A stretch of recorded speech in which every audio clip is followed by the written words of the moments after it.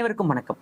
வெல்வது நிச்சயம் 2025 அப்படிங்கிற title free test serious and classes அப்படிங்கிறத நம்ம ப்ரொவைட் பண்றோம். ஸோ அதுபடி +1 +2 பொலிட்டிக்கல் சயின்ஸ் புக்ல இருக்கக்கூடிய நம்ம சிலபஸ்ல கவர் ஆகக்கூடிய ஒவ்வொரு லெசன்ஸா நம்ம கம்ப்ளீட் பண்ணிட்டு வந்துட்டு இருக்கோம். ஸோ அதுபடி லாஸ்ட் வீடியோல 11th பொலிட்டிக்கல் சயின்ஸ் புக்னுடைய 11th லெசன்ல பாத்தீங்க அப்படின்னா இருக்கக்கூடிய எலெக்ஷன் கமிஷன் வரைக்கும் நம்ம கம்ப்ளீட் பண்ணிருக்கோம். ஸோ இந்த வீடியோல அதனுடைய கண்டினியூவேஷன் இப்போ நம்ம டிஸ்கஸ் பண்ணலாம். ஓகேங்களா? ஸோ தேர்தல் நடத்தக்கூடிய அதிகாரிகள்லாம் யார் யாரு, ஸோ அவங்களுடைய ரோல்லாம் என்னென்ன அப்படிங்கிறதையும் தேர்தல் சீர்திருத்தங்கள் பத்தின விஷயங்களையும் இந்த வீடியோல நம்ம டிஸ்கஸ் பண்ணுவோம். ஓகேங்களா? So first chief electoral officer அப்படின்னு சொல்லக்கூடிய தலைமை தேர்தல் ஆணையர். சோ இப்போ எலெக்ஷன் கமிஷன் ஆஃப் இந்தியா, இந்திய தேர்தல் ஆணையம் இருக்காங்க அப்படின்னா அவங்களுக்கு கீழே பாத்தீங்க அப்படின்னா சீஃப் எலெக்ஷன் கமிஷனர் தலைமை தேர்தல் ஆணையர் பிளஸ் 2 அதர் எலெக்ஷன் கமிஷனர், இதர 2 தேர்தல் ஆணையர்கள் இருப்பாங்க. இவங்க தான் ஒட்டுமொத்த எலெக்ஷன் கமிஷன் ஆஃப் இந்தியா, இந்திய தேர்தல் ஆணையத்துக்கு கீழே பணியாற்றக்கூடிய டாப் அதிகாரிகள்.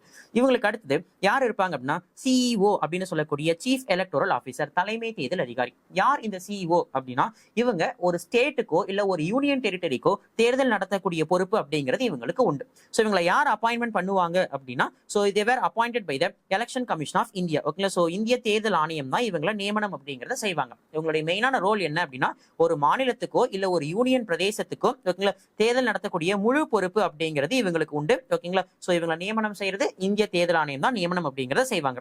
ஆனா இவங்க நியமனம் செய்யும் போது இந்திய தேர்தல் ஆணையம் அவங்களா செய்ய மாட்டாங்க. அந்த ஸ்டேட்ஸ் அண்ட் யூனியன் டெரிட்டரிஸ், அந்த மாநிலத்தினுடைய அந்த மாநில அரசு அல்லது யூனியன் பிரதேச அரசாங்கத்துக்கிட்ட பரிந்துரை கேட்பாங்க.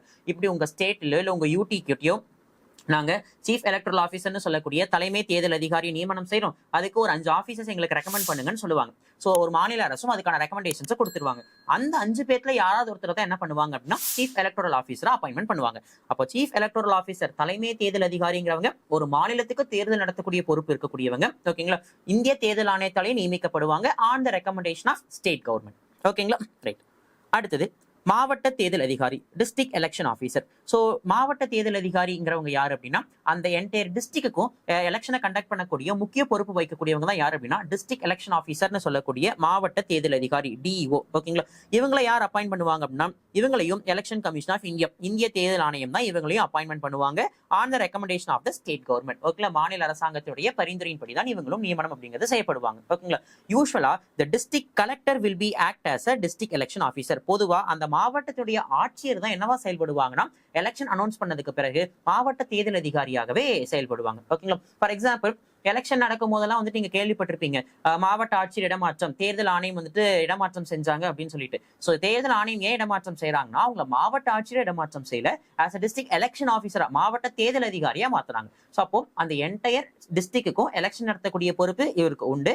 இவரை இந்திய தேர்தல் ஆணையம் தான் நியமனம் செய்யறாங்க on the recommendation of the state government. ஓகேங்களா? சோ அதனால மேக்ஸிமம் அந்த ஸ்டேட் கவர்மெண்ட்டுக்கு கீழே ஒர்க் பண்ணக்கூடிய ஒரு ஐஏஎஸ் ஆஃபீஸர் தான் டிஸ்ட்ரிக்ட் எலெக்ஷன் ஆஃபீஸரா இருப்பாங்க.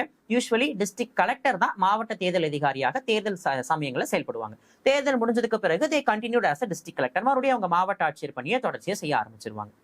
அடுத்தது தேர்தல் நடத்தும் அலுவலர் அப்படின்னு சொல்லக்கூடிய ரிட்டர்னிங் ஆஃபீஸர், ஆர்ஓ. சோ இவங்க யாரு அப்படின்னா he is responsible to conduct election for one particular constituency. ஒரு குறிப்பிட்ட தொகுதிக்கு தேர்தல் நடத்தக்கூடிய பொறுப்பு யாருடையது அப்படின்னா இந்த ரிட்டர்னிங் ஆஃபீஸர்னு சொல்லக்கூடிய தேர்தல் நடத்தும் அலுவலர் உடையது. ஓகேங்களா? இவங்களையும் யாரு அப்பாயிண்ட் பண்ணுவாங்க அப்படின்னா எலெக்ஷன் கமிஷன் ஆஃப் இந்தியா, இந்திய தேர்தல் ஆணையம் தான் நியமிப்பாங்க. But on the recommendation of the state government. ஓகேங்களா? சோ மாநில அரசாங்கத்தினுடைய பரிந்துரையின்படி தான் இந்த தேர்தல் அலுவலரும் என்ன செய்யப்படுவாங்கன்னா அப்பாயின்மெண்ட் பண்ணப்படுவாங்க.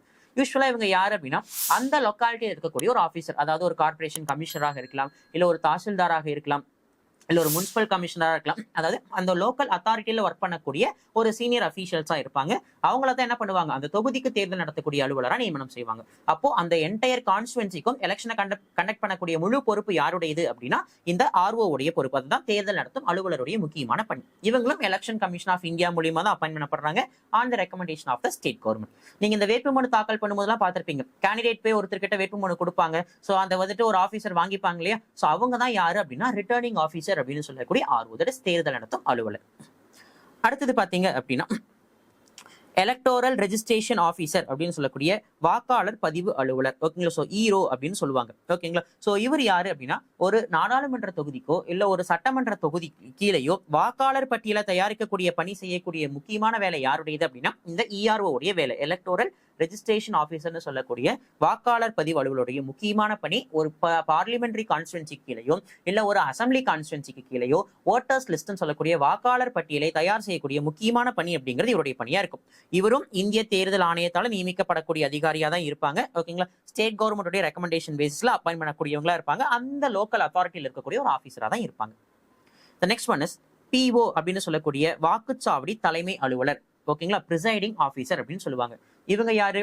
அந்த ஒரு கான்ஸ்டுவன்சிக்கு கீழே நிறைய போலிங் பூத்ஸ், நிறைய வாக்குச்சாவடி இருக்கும் இல்லையா, அதுல ஒரு வாக்குச்சாவடிக்கு தலைமை தாங்கி அந்த ஒட்டுமொத்த வாக்குச்சாவடியிலையும் தேர்தல் நடத்தக்கூடிய முழு பொறுப்பு யாருடையது அப்படின்னா இந்த பிரிசைடிங் ஆஃபீஸர்னு சொல்லக்கூடிய வாக்குச்சாவடி தலைமை அலுவலர். ஓகேங்களா, ரைட். சோ இவரை வந்துட்டு யார் நியமனம் செய்வாங்க அப்படின்னா he was appointed by the district election officer. ஓகேங்களா, மாவட்ட தேர்தல் அதிகாரி தான் நியமனம் செய்வார். தட் இஸ் நதிங் பட் டிஇஓன்னு சொல்லக்கூடிய மாவட்ட ஆட்சியர் தான் வாக்குச்சாவடி தலைமை அலுவலர் நியமனம் செய்வாங்க. அப்ப இது வரைக்கும் நம்ம பார்த்த எல்லாருமே இந்திய தேர்தல் ஆணையத்தால நியமனம் செய்யப்பட்டவங்க. பிரிசைடிங் ஆஃபீஸர்னு சொல்லக்கூடிய இந்த வாக்குச்சாவடி தலைமை அலுவலர் மட்டும் தான் பாத்தீங்க அப்படின்னா டிஸ்ட்ரிக்ட் எலெக்ஷன் ஆஃபீஸர்னு சொல்லக்கூடிய டிஇஓ ஆல அப்பாயின்ட் பண்ணப்பட்டவங்களா இருப்பாங்க. ஓகேங்களா, இவங்களும் அந்த லோக்கல் ஆஃபீஸரா தான் இருப்பாங்க. ஓகேங்களா, அங்க இருக்கக்கூடிய ஒரு விஏஓவா இருக்கலாம், ஓகேங்களா, இல்ல ஒரு பிடிஓவா இருக்கலாம். ஸோ அங்க இருக்கக்கூடிய ஒரு லோக்கல் ஆஃபீஸராக தான் இவங்களும் செயல்படுவாங்க. ஓகேங்களா, ரைட். ஸோ இவங்க எல்லாத்தையுமே பாத்தீங்க அப்படின்னா யார் மானிட்டர் பண்ணிப்பாங்க அப்படின்னா ரிட்டர்னிங் ஆஃபீஸர். ஓகேங்களா, ஸோ அந்த தொகுதிக்கான தேர்தல் நடத்தும் அலுவலர் தான் இவங்க எல்லாத்தையுமே மானிட்டர் பண்ணக்கூடிய பொறுப்புலையும் ஈடுபட்டிருப்பார். ஓகேங்களா, the last one is தேர்தல் பார்வையாளர்கள் அப்படின்னு சொல்லக்கூடிய எலெக்ஷன் அப்சர்வர்ஸ். ஓகேங்களா, ஸோ இந்த எலெக்ஷன் அப்சர்வர்ஸ்ங்கிறவங்க யார் அப்படின்னா they were appointed by the election commission of India. இந்திய தேர்தல் ஆணையத்தால நியமிக்கப்படுவாங்க. யார் இவங்க அப்படின்னா ஜெனரலி 2 அப்சர்வர்ஸ், 2 தேர்தல் பார்வையாளர்கள் நியமனம் படுவாங்க. ஓகேங்களா, இவங்க 2 பேருமே they won't belong to that particular state. அந்த மாநிலத்தை சேர்ந்தவங்களா இருக்க மாட்டாங்க. ஓகேங்களா, ஏதாவது ஒரு நார்த் இந்தியன் ஸ்டேட்டோ இல்ல வடகிழக்கு மாநிலத்தை சேர்ந்த 2 ஐஏஎஸ் ஐபிஎஸ் ஆர் ஐஎஃப்எஸ் அதிகாரிகள் யாராவது ஒரு சிவில் சர்வெண்ட் ஆஃபீஸரை இங்க அப்பாயின்மெண்ட் பண்ணுவாங்க. ஓகேங்களா, ஒருத்தர் ஜெனரல் அப்சர்வரா பொது பார்வையாளரா இருப்பாரு. இன்னொருத்தர் பாத்தீங்க அப்படின்னா ஆஸ் அன் எக்ஸ்பெண்டிச்சர் அப்சர்வர் செலவின பார்வையாளர்னு சொல்லுவாங்க. ஓகேங்களா, இவங்க 2 பேருடைய ரோல் என்ன அப்படின்னு சொல்லி பாத்தீங்கன்னா ஜெனரலா அந்த மாநிலத்தினுடைய எலெக்ஷனை ஃபுல் கண்ட்ரோல் பண்ணக்கூடிய பவர் இந்த ஜெனரல் அப்சர்வர்னு சொல்லக்கூடிய பொது பார்வையாளருக்கு உண்டு. எக்ஸ்பெண்டிச்சர் அப்சர்வர் அப்படிங்கிறவங்க தேர்தலுக்கு வேட்பாளர்கள் எவ்வளவு செலவு பண்றாங்க, பணம் பட்டுவாடா நடக்குதா அப்படிங்கறதையும் கண்காணிக்கக்கூடிய இடத்துல இருக்கிறவங்க இந்த எக்ஸ்பெண்டிச்சர் அப்சர்வர். சோ ஜெனரலா ஒவ்வொரு ஸ்டேட்டுக்கும் 2 எலெக்ஷன் அப்சர்வர்ஸ், 2 தேர்தல் பார்வையாளர்கள் நியமிக்கப்படுவாங்க.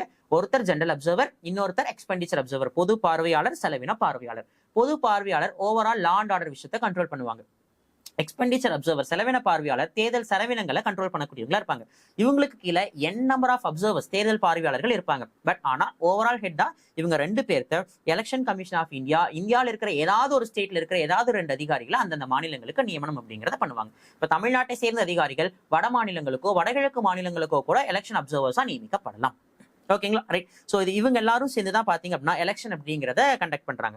அப்போ எலெக்ஷன் கமிஷன் ஆஃப் இந்தியா இந்திய தேர்தல் ஆணையத்தை பொறுத்த வரைக்கும் பாத்தீங்க அப்படின்னா chief election commissioner and other 2 election commissioners தலைமை தேர்தல் ஆணையர் பிளஸ் இதர 2 தேர்தல் ஆணையர்கள் இருப்பாங்க. சோ ஒவ்வொரு ஸ்டேட்டுக்கும் பாத்தீங்க அப்படின்னா தேர்தல் நடத்தக்கூடிய பொறுப்பு யாருடையது? சீஃப் எலக்டோரல் ஆஃபீஸர்னு சொல்லக்கூடிய தலைமை தேர்தல் அதிகாரியுடையது. அதே ஒவ்வொரு டிஸ்ட்ரிக்ட்டுக்கும் எலெக்ஷன் நடத்தக்கூடிய பொறுப்பு டிஸ்ட்ரிக்ட் எலெக்ஷன் ஆஃபீஸர்னு சொல்லக்கூடிய மாவட்ட தேர்தல் அதிகாரியுடையது. ஓகேங்களா, அடுத்தது ஒவ்வொரு தொகுதிக்கும் தேர்தல் நடத்தக்கூடிய பொறுப்பு யாருடையது அப்படின்னா ரிட்டர்னிங் ஆஃபீஸர்னு சொல்லக்கூடிய ஆர்ஓ உடையது. தட் இஸ் தேர்தல் நடத்தும் அலுவலர் ஒரு தொகுதிக்கு. ஓகேங்களா, அண்ட் தென் ஒரு வாக்குச்சாவடிக்கு தேர்தல் நடத்தக்கூடிய பொறுப்பு பிஓ அப்படின்னு சொல்லக்கூடிய பிரிசைடிங் ஆஃபீஸர் வாக்குச்சாவடி தலைமை அலுவலருடையது. சோ இதுல இவங்க எல்லாருமே பாத்தீங்கன்னா எலெக்ஷன் கமிஷன் ஆஃப் இந்தியா இந்திய தேர்தல் ஆணையத்தால் நியமிக்கப்படுவாங்க on the recommendation from the state government மாநில அரசாங்கத்தினுடைய பரிந்துரையின்படி. இந்த பிஓ மட்டும் தான் யாரால் அப்பாயின்ட் பண்ணப்படுவாங்க? டிஓன்னு சொல்லக்கூடிய மாவட்ட தேர்தல் அதிகாரியால நியமனம் அப்படிங்கிறது செய்யப்படுவாங்க. இது போக இஆர்ஓவும் சரி, ஓகேங்களா, எலெக்ஷன் அப்சர்வர்ஸ் பார்வையாளர்களும் சரி, இவங்களுமே கூட இந்திய தேர்தல் ஆணையத்தால் நியமிக்கப்படக்கூடியவங்க தான். இவங்க எல்லாரும் சேர்ந்து என்ன எலெக்ஷன்ஸ் அப்படிங்கறத கண்டக்ட் பண்ணுவாங்க. அது starting from president election, vice president, parliament and state legislature. உள்ளாட்சி தேர்தலை இவங்க நடத்த மாட்டாங்க. ஏன்னா உள்ளாட்சி தேர்தல் நடத்துறதுக்கு ஸ்டேட் எலெக்ஷன் கமிஷன் தனியா இருப்பாங்க. ஸ்டேட் எலெக்ஷன் கமிஷனர் மாநில தேர்தல் ஆணையர்னு சொல்லி அதுக்கு தனியா இருப்பாங்க. அவங்கள பத்தி நம்ம இங்க பார்க்க மாட்டோம், ஏன்னா அவங்க கம்ப்ளீட்டா வேற. ஓகேங்களா, ரைட். சோ எலெக்ஷனை பொறுத்த வரைக்கும் 1951 to 52 முதல் பொது தேர்தல் இருந்து இப்ப வரைக்கும் நிறைய எலெக்ஷன்ஸ் நம்ம பார்த்தாச்சு. ஸோ இந்த ஒவ்வொரு எலெக்ஷன்லயுமே நிறைய சீர்திருத்தங்கள் ரிஃபார்ம்ஸ் அப்படிங்கறத பண்ணிருக்காங்க. அந்த ரிஃபார்ம்ஸ்க்கு நிறைய கமிட்டிஸ் அப்படிங்கிறவங்க பரிந்துரைங்கிறத கொடுத்திருப்பாங்க. மெயினா பாத்தீங்க அப்படின்னா Tarkunde committee 1974, Dinesh Goswami committee 1990, Vohra committee 1993, Indrajit Gupta committee 1998, இந்திய சட்ட ஆணையத்தின் அறிக்கை so national law report of 1999, Venkatachaliah commission 2002. இந்த 2002ங்கிறது ரிப்போர்ட் சப்மிட் பண்ணப்பட்ட இயர். ஸோ பட் ஆனா வெங்கடாச்சலையா கமிஷன் அப்பாயின்ட் பண்ணப்பட்ட இயர் என்னன்னு கேட்டாங்கன்னா 2000, ரிப்போர்ட் சப்மிட் பண்ண இயர் என்னன்னு கேட்டாங்கன்னா மட்டும்தான் 2002. அடுத்தது இந்திய தேர்தல் ஆணையத்தின் அறிக்கை, election commission of India's report 2004, Veerappa Moily commission 2007 and Tanka commission 2010. இப்படி எலெக்ஷன் சம்பந்தமான சீர்திருத்தங்களுக்கு நிறைய கமிஷன்ஸ் அப்படிங்கிறவங்க பரிந்துரைகள் கொடுத்திருப்பாங்க. அதன் அடிப்படையில் நிறைய ரிஃபார்ம்ஸ் அப்படிங்கிறது தேர்தல் தொடர்பாக பார்த்தீங்க அப்படின்னா இந்தியாவில் மேற்கொள்ளப்பட்டிருக்கு சோஃபார். அப்படி என்ன மாதிரியான ரிஃபார்ம்ஸ் எல்லாம் இது வரைக்கும் பண்ணுனாங்க அப்படிங்கிறத பார்த்துருவோம்.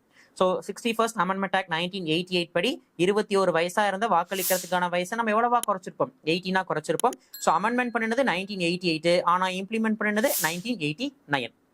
அடுத்தது பாத்தீங்க அப்படின்னா வாக்காளர் பட்டியல் தயாரித்தல், திருத்தி அமைத்தல் போன்ற தேர்தல் தொடர்பான பணிகளை மேற்கொள்ளும் அதிகாரிகள் மற்றும் பணியாளர்கள் அயர் பணியில் சென்று தேர்தல் ஆணையத்தின் கீழ் பணிபுரிதல். ஓகேங்களா? ஸோ வாக்காளர் பட்டியல் தயாரிக்கிறவங்க, அது சம்பந்தமா திருத்தம் செய்யறவங்க எல்லாருமே பாத்தீங்க அப்படின்னா ஒரு இடத்துல இருந்து இன்னொரு இடத்துக்கு போய் பணி செய்யறதுக்கான திருத்தம் அப்படிங்கிறதையும் பண்ணியிருப்பாங்க. அதுக்கடுத்தது ஒரு தொகுதியில் வேட்பாளர்களை முன்மொழியும் நபர்களின் எண்ணிக்கையை உயர்த்தும் வகையில் 10% அல்லது 10 வாக்காளர்கள் இதில் எது குறைவானதோ அதை அதிகரித்தல். ஓகேங்களா? அதாவது ஒருத்தர் வேட்பாளரா கேண்டிடேட்டா அனௌன்ஸ் பண்றாங்கன்னா அவரை குறிப்பிட்டு இத்தனை பேராவது என்ன பண்ணணும், முன்மொழியணும் அப்படின்னு சொல்லுவாங்க. ஓகேங்களா? சோ அப்படி ஒன்லி 10% இல்ல வந்துட்டு 10 வாக்காளர்களோ, இது ரெண்டுல எது அவங்களால முடியுதோ அவங்க என்ன பண்ண முடியும் அப்படின்னா தாராளமா அதை பண்ணலாம் அப்படின்னு சொல்லியிருக்காங்க. அடுத்தது 1989 இருந்து பாத்தீங்க அப்படின்னா இவிஎம் மெஷின் சொல்லக்கூடிய எலக்ட்ரானிக் ஓட்டிங் மெஷின், மின்னணு வாக்குப்பதிவு இயந்திரங்களை பயன்படுத்தக்கூடிய அம்சங்கள் ஏற்படுத்தப்பட்டதுன்னு சொல்றாங்க. பட் இருந்தாலும் இவிஎம் மெஷின் முதல்ல எப்பதான் பயன்படுத்தப்பட்டுச்சு அப்படின்னா 1999 கோவா எலெக்ஷன் 1999ல கோவால நடந்த சட்டமன்ற தேர்தலில் தான் கோவா மாநிலம் முழுவதுமே இவிஎம் மெஷின் சொல்லக்கூடிய மின்னணு வாக்குப்பதிவு இயந்திரங்கள் பயன்படுத்தப்பட்டது. ஆனா இந்தியா முழுவதும் எப்ப இருந்து பயன்படுத்தப்பட ஆரம்பிக்கப்பட்டது அப்படின்னா இந்தியா 2004. ஓகேங்களா? ரைட். ஸோ 1989ல ஸ்டார்ட் பண்ணியிருப்பாங்க. ஆனால் 99ல தான் ஒரு ஸ்டேட் ஃபுல்லாக இம்ப்ளிமெண்ட் பண்ணியிருப்பாங்க. That is Goa 1999. இந்தியா முழுவதும் இம்ப்ளிமெண்ட் பண்ணது 2004 ஜெனரல் எலெக்ஷன். அடுத்தது 1989ல வாக்குச்சாவடியை கைப்பற்றுவதை தடுப்பதற்கு தேர்தலை ஒத்திவைக்கும் நடைமுறை கொண்டு வரப்பட்டது. அதாவது பூத் கேப்சரிங் சொல்லக்கூடிய வாக்குப்பதிவு நடைபெறும் போது யாராவது ஒரு குரூப் ஆஃப் பீப்புள் அந்த வாக்குச்சாவடியை கேப்சர் பண்ணி அவங்களுடைய கண்ட்ரோலுக்கு கீழே கொண்டு வந்துடுறாங்கன்னா இமீடியட்டா அங்க போல் அட்ஜர்ன் பண்ணுவாங்க. அங்க வாக்குப்பதிவு என்ன பண்ணிடுவாங்க, ஒத்தி வச்சுட்டு ரீபோலிங் சொல்லக்கூடிய மறு வாக்குப்பதிவுக்கு அழைப்பு விடுப்பாங்க. இது 1989ல இருந்து இனிஷியேட் பண்ணப்பட்டது. அடுத்தது அங்கீகரிக்கப்பட்ட கட்சிகள், பதிவு செய்யப்பட்ட மற்றும் அங்கீகரிக்கப்படாத கட்சிகளின் வேட்பாளர்கள் மற்றும் சுயேட்சையினை வகைப்படுத்தி வேட்பாளர்களை பட்டியலிடுதல். ஸோ இவிஎம் மிஷின்ல பாத்தீங்க அப்படின்னா கேண்டிடேட்ஸ் லிஸ்ட் இருக்கும் இல்லைங்களா? அப்ப ஃபர்ஸ்ட் பாத்தீங்க அப்படின்னா ரெகனைஸ்டு பொலிட்டிக்கல் பார்ட்டிஸ், ஓகேங்களா, அதாவது அங்கீகரிக்கப்பட்ட அரசியல் கட்சிகளுடைய வேட்பாளருடைய பெயர்கள் தான் முதல்ல இருக்கும். ஓகேங்களா? அதாவது தேசிய கட்சிகள், மாநில கட்சியை சார்ந்த வேட்பாளருடைய பெயர் முதல்ல இருக்கும். அதுக்கு அடுத்தது பாத்தீங்க அப்படின்னா ரெஜிஸ்டர்டு பொலிட்டிக்கல் பார்ட்டி, ஓகேங்களா. ஸோ பதிவு செய்யப்பட்ட அரசியல் கட்சியுடைய பேர் அப்படிங்கிறது ரெண்டாவது, கேண்டிடேட்ஸுடைய பேர் ரெண்டாவது இருக்கும். அதுக்கு அடுத்தது கீழே தான் பாத்தீங்க அப்படின்னா இண்டிபெண்டன்ட் கேண்டிடேட்ஸ் சொல்லக்கூடிய சுயேட்சை வேட்பாளர்களுடைய பேர் அப்படிங்கிறது இருக்கும். சோ இந்த ஆர்டர்ல தான் இவிஎம் மிஷின்ல என்ன பண்ணிருப்பாங்க அப்படின்னா கேண்டிடேட்ஸோட நேம்ங்கிறது அலோகேட் பண்ணிருப்பாங்க. ஓகேங்களா? அதுலயும் ஒவ்வொரு கேட்டகரிக்குள்ளாரையும் ஆல்பபெட்டிக்கல் ஆர்டர்ல தான் என்ன பண்ணிருப்பாங்க அப்படின்னா நேம் அப்படிங்கறத ஒட்டியிருப்பாங்க. சரிங்களா? அடுத்தது வாக்குப்பதிவு நடைபெறுவதற்கு 48 மணி நேரம் முன்பு இருந்து அப்பகுதியில் மதுபான விற்பனையை தடை செய்தல். சோ லிக்விட் ஷாப்ஸ் எல்லாத்தையுமே க்ளோஸ் பண்ணிடுவாங்க. எப்போ அப்படின்னா 48 hours முன்னாடியில இருந்து, தட் இஸ் போலிங் நடக்கிறதுக்கு 48 மணி நேரம் முன்னாடியில இருந்து. தேர்தலில் போட்டியிடும் ஒரு வேட்பாளர் எதிர்பாராமல் மரணம் அடைந்தால் சம்பந்தப்பட்ட கட்சிக்கு மாற்று வேட்பாளரை பரிந்துரைப்பதற்கான வாய்ப்புடன் 7 நாட்கள் அவகாசம். அதாவது கேண்டிடேட் லிஸ்ட் எல்லாம் ரிலீஸ் பண்ணி பிரச்சாரம் போயிட்டு இருக்கிற சமயத்துல ஒருவேளை கேண்டிடேட் யாராவது இறந்துட்டாங்க, அதாவது அரசியல் கட்சியை சார்ந்த கேண்டிடேட் இறந்துட்டாங்கன்னா அவங்களுக்கு 7 days நம்ம டைம் கொடுப்போம். அந்த 7 நாட்களுக்குள்ளார அந்த கட்சி என்ன பண்ணலாம், மாற்று வேட்பாளரை அனௌன்ஸ் பண்ணிக்கலாம். ஒருவேளை சுயேட்சை வேட்பாளர் யாராவது இறந்துட்டாங்க அப்படிங்கிற பட்சத்துல ஆட்டோமேட்டிக்கா அங்க நம்ம எலெக்ஷன் என்ன பண்ணுவோம், அட்ஜர்ன் பண்ணுவோம், ஒத்தி வச்சுட்டு மறுபடியும் தான் தேர்தல் அப்படிங்கறத நடத்துவோம். பட் அரசியல் கட்சியை சேர்ந்தவங்க 7 நாட்களுக்குள்ளார மாற்று வேட்பாளர் அனௌன்ஸ் பண்ண முடியும். அடுத்தது தேர்தல் தினத்தன்று பதிவு செய்யப்பட்ட வாக்காளர்களுக்கு ஊதியத்துடன் விடுமுறை அளிக்கப்படும். ஓகேங்களா? நெக்ஸ்ட் ஆயுதங்கள் தடை செய்யப்படுகிறது. தேர்தல் நடக்கக்கூடிய காலகட்டங்கள்ல தேர்தல் அனௌன்ஸ் பண்ணிட்டாங்க அப்படின்னா அவங்க இருக்கக்கூடிய வெப்பன்ஸ் எல்லாத்தையுமே என்ன பண்ணிடணும், சரண்டர் பண்ணிடணும். சோ நீங்க நியூஸ்லயே பார்த்திருப்பீங்க, துப்பாக்கி எல்லாம் யாராவது வச்சிருந்தாங்க அப்படின்னா எலெக்ஷன் அனௌன்ஸ் பண்ணிட்டாலே அதெல்லாம் கொண்டு போய் போலீஸ் ஸ்டேஷன்ல சரண்டர் பண்ணிடுவாங்க. எலெக்ஷன் முடிஞ்சதுக்கு அப்புறமேட்டு தான் அது எல்லாத்தையுமே எடுத்துக்கணும் அப்படின்னு சொல்லியிருப்பாங்க. அடுத்தது 1998ல பாத்தீங்க அப்படின்னா உள்ளாட்சி அதிகாரிகள், தேசியமயமாக்கப்பட்ட வங்கிகளின் பணியாளர்கள், பல்கலைக்கழக ஊழியர்கள், இந்திய ஆயுள் காப்பீட்டு நிறுவன ஊழியர்கள், அரசு நிறுவனங்களின் பணியாளர்கள் மற்றும் அரசு உதவி பெறும் நிறுவனங்களின் ஊழியர்கள் ஆகியோர் தேர்தல் தினத்தன்று பணியில் ஈடுபடுத்தப்பட பணிக்கப்பட்டனர். அதாவது எலெக்ஷன் அப்படின்னாலே ஸ்கூல் டீச்சர்ஸோ ஓகேங்களா இல்ல கவர்மெண்ட் ஆபீசர்ஸையும் தாண்டி ஓகேங்களா இன்னும் சில பேரும் எலெக்ஷன் சம்பந்தமான பணிகள்ல ஈடுபடலாம் அப்படிங்கிற விஷயம் 1998ல இருந்து அனௌன்ஸ்மெண்ட் பண்ணியிருப்பாங்க. 1999ல இருந்து பாத்தீங்க அப்படின்னா போஸ்டல் பேலட் அப்படின்னு சொல்லக்கூடிய, அதாவது தபால் வாக்குகளை பயன்படுத்தக்கூடிய முறை அப்படிங்கிறது அறிமுகப்படுத்தப்பட்டது. அதாவது போலீஸ் பர்சனல்ஸா இருக்கலாம், ஓகேங்களா, இல்ல எலெக்ஷன் டியூட்டியில இருக்கக்கூடியவங்களா இருக்கலாம், இல்ல ஆர்மியில இருக்கிறவங்களா இருக்கலாம், இவங்க எல்லாருமே தபால் வாக்குகளை செலுத்தலாம் அப்படின்னு சொல்லியிருந்தாங்க. இது 1999ல இருந்து நடைமுறைக்கு வந்திருக்கு. இதோட இன்னொரு அடிஷனல் பாயிண்ட் என்ன அப்படின்னா, சோ தட் இஸ் 20ல இருந்து இன்னொரு அம்சம் கொண்டு வந்திருப்பாங்க. மெயினா 2022 ஸோ 2022ல இருந்து இன்னொரு அம்சம் கொண்டு வந்திருப்பாங்க அப்படின்னா, அதாவது 80 வயதுக்கு மேற்பட்டவர்கள் எல்லாருமே என்ன பண்ணலாம் அப்படின்னா தபால் வாக்கு செலுத்தலாம் அப்படிங்கிற முறை 2022ல இருந்து கொண்டு வந்திருப்பாங்க. That is from Uttar Pradesh assembly எலெக்ஷன்ல இருந்து இந்த நடைமுறை கொண்டு வரப்பட்டிருக்கும். பட் ஆனா 2024ல இப்ப என்ன பண்ணிட்டாங்க அப்படின்னா, இல்ல 85+ 85 வயதுக்கு மேற்பட்டவர்களுக்கு மட்டும் தபால் வாக்கு கொடுக்கலாம் அப்படின்னு அடிஷனலா ஆட் பண்ணிருப்பாங்க. அப்போ முதல்ல 80 வயதுக்கு மேற்பட்டவர்களுக்கு தபால் வாக்கு செலுத்துறதுக்கான உரிமை 2022ல இருந்து கொண்டு வந்திருந்தாங்க. ஆனா 2024ல என்ன திருத்தம் பண்றாங்க அப்படின்னா 85+ 85 வயதுக்கு மேற்பட்டவர்களுக்கு தான் இனி தபால் வாக்கு செலுத்த முடியுங்கிற அனௌன்ஸ்மெண்ட்டை கொண்டு வந்திருக்காங்க. ஓகேங்களா? நெக்ஸ்ட் அடுத்தது பாத்தீங்க அப்படின்னா, ராணுவத்தில் பணிபுரிபவர்கள் தங்களின் சார்பாக பதிலி வாக்குன்னு சொல்லக்கூடிய ப்ராக்சி ஓட் அளிக்கும் முறை கொண்டு வரப்பட்டு ராணுவ சட்டத்திற்கு இசைவான வகையில் செயல்படுத்தப்பட்டுள்ளது. ஸோ ராணுவத்தை சேர்ந்தவர்களுக்கும் வாக்களிப்பதில் நிறைய சலுகைகள்ங்கிறது வழங்கியிருக்கிறாங்க. 2003ல தேர்தல் ஆணையம் வேட்பாளர்களின் முந்தைய குற்றச் சம்பவங்கள் மற்றும் சொத்துக்கள் பற்றிய விவரங்களை பிரகடனப்படுத்துமாறு உத்தரவிடப்பட்டுள்ளது. ஸோ 2003ல இருந்துதான் பாத்தீங்கன்னா கேண்டிடேட்ஸ் அவங்களுடைய கிரிமினல் கேசஸையும் சரி அசட்ஸையும் சரி கட்டாயம் வெளிப்படுத்தி ஆகணும் அப்படிங்கிற விஷயத்தை எலெக்ஷன் கமிஷன் கொண்டு வராங்க. அதே 2003ல மாநிலங்களவை தேர்தல் சீர்திருத்தங்கள் மேற்கொள்ளப்பட்டு வேட்பாளரின் வசிப்பிடம் தொடர்பான கட்டுப்பாடுகள் நீக்கப்பட்டன. அதாவது அதுக்கு முன்னாடி எல்லாம் பாத்தீங்க அப்படின்னா ஒரு ராஜ்யசபா எம்பியா இருக்காங்க அப்படின்னா அவங்க எந்த ஸ்டேட்ல ஓட்டர் வச்சிருக்காங்களோ அந்த ஸ்டேட்ல தான் அவங்க எம்பியா கண்டெஸ்ட் பண்ண முடியும்னு போட்டிருந்தாங்க. பட் 2003ல என்ன பண்ணிட்டாங்கன்னா இனி அப்படி கிடையாது. இந்தியால ஏதாவது ஒரு ஸ்டேட்ல அவங்களுக்கு ஓட்டிங் ரைட்ஸ் இருந்தாலும் சரி அவங்க வேற எந்த மாநிலத்துல வேணாலும் ராஜ்யசபா சீட்டுக்கு நிக்கலாம் அப்படிங்கிற விஷயத்த 2003ல இருந்து கொண்டு வந்திருப்பாங்க. அடுத்தது அதே 2003ல வேட்பாளரின் தேர்தல் செலவு கணக்கில் பயண செலவினங்களுக்கு விதிவிலக்கு அளிக்கப்பட்டுள்ளது. ஓகேங்களா? ஸோ டிராவலிங் அலவன்சஸ் என்ன பண்ணிட்டாங்க அப்படின்னா தேர்தல் செலவினங்கள்ல கன்சிடர் பண்ணிக்கல. ஓகேங்களா? அடுத்தது அரசாங்கமே இலவசமாக வாக்காளர் பட்டியலை வழங்கல். ஸோ வாக்காளர் பட்டியல் ஓட்டர்ஸ் லிஸ்டையும் சரி பூத் ஸ்லிப்ஸும் சரி கவர்மெண்டே ஃப்ரீயா வழங்கக்கூடிய மெத்தோடும் கொண்டு வரப்பட்டது. ஸோ 2009ல் தேர்தலுக்கு பிந்தைய கருத்து கணிப்பு அப்படிங்கிறத நடத்தி முடிவுகளை அறிவிப்பதற்கு கட்டுப்பாடுகள் விதிக்கப்பட்டன. ஸோ 2009ல இருந்து பாத்தீங்க அப்படின்னா எக்ஸிட் போல்னு சொல்லக்கூடிய தேர்தலுக்கு பிந்தைய கருத்து கணிப்புகள் அப்படிங்கிறத என்ன பண்ணிருப்பாங்க அப்படின்னா நடத்துறதுக்கு சில கட்டுப்பாடுகள் விதிச்சிருப்பாங்க. என்ன அப்படின்னா போலிங் முடிஞ்சதுக்கு பிறகு ஓகேங்களா எல்லா ஃபேசஸ் ஆஃப் எலெக்ஷன் முடிஞ்சதுக்கு பிறகுதான் அந்த எக்ஸிட் போல்னு சொல்லக்கூடிய தேர்தலுக்கு பிந்தைய கருத்து கணிப்புகள் அப்படிங்கிறத வெளியிடணும் அப்படின்னு அனௌன்ஸ் பண்ணியிருப்பாங்க. அடுத்தது இதே 2009ல இருந்து தேர்தலின் போது தவறான நடவடிக்கைகளில் ஈடுபடும் நபர்களை தகுதி இழப்பு செய்வதுடன் 3 மாத காலத்திற்குள் குற்றம் சாட்டப்பட்டவர் மீதான விவரங்களை குறிப்பிட்ட அதிகாரி சமர்ப்பிக்க வேண்டும். ஸோ எலெக்ஷன் சமயத்துல யாராவது கிரிமினல்ல ஈடுபட்டிருந்தாங்கன்னா அவங்களை தகுதி நீக்கம் செய்யறது மட்டும் இல்லாம 3 மந்த்ஸ்க்குள்ளார அவங்க மேல ஆக்ஷன் எடுக்கிறதுக்கும் அந்த அதிகாரிகளுக்கு உத்தரவு பிறப்பிக்கப்பட்டுள்ளது. தவறான நடவடிக்கைகளில் ஈடுபடும் அதிகாரிகள் மீதும் நடவடிக்கை எடுக்க வேண்டும். எலெக்ஷன் சமயத்துல யாராவது ரூல்ஸை வயலேட் பண்றாங்கன்னா அந்த ஆபீசர்ஸ் மேலேயும் நடவடிக்கை எடுக்கப்படும். பிணைத்தொகை அதிகரிக்கப்பட்டது. ஸோ டெபாசிட் அமௌண்ட் அப்படிங்கிறத இன்க்ரீஸ் பண்ணியிருப்பாங்க. மாவட்டத்தினுள் மேல்முறையீட்டு அதிகாரிகளை நியமித்தல். நெக்ஸ்ட் 2010ல வெளிநாடு வாழ் இந்திய குடிமக்களுக்கும் வாக்குரிமை வழங்கப்பட்டது. ஸோ என்ஆர்ஐக்கும் பாத்தீங்கன்னா 2010ல இருந்து ஓட்டிங் ரைட்ஸ் அப்படிங்கிறத கொடுத்திருப்பாங்க. 2011ல் தேர்தல் செலவினங்களுக்கான உச்சவரம்பு அதிகரிக்கப்பட்டது. ஸோ மேக்சிமம் ஒரு கேண்டிடேட் இவ்வளவுதான் செலவு பண்ணணும் அப்படிங்கிற விஷயமும் 2011ல இருந்து கொண்டு வரப்பட்டது. இது எல்லாமே பாத்தீங்க அப்படின்னா தேர்தல் தொடர்பா ஒவ்வொரு காலகட்டங்களையும் சீர்திருத்தங்களாக எலெக்ஷன் கமிஷன் ஆஃப் இந்தியா என்ன பண்ணிருக்காங்க அப்படின்னா இம்ப்ளிமெண்ட் அப்படிங்கிறத பண்ணிருக்காங்க. ஓகேங்களா? ரைட்.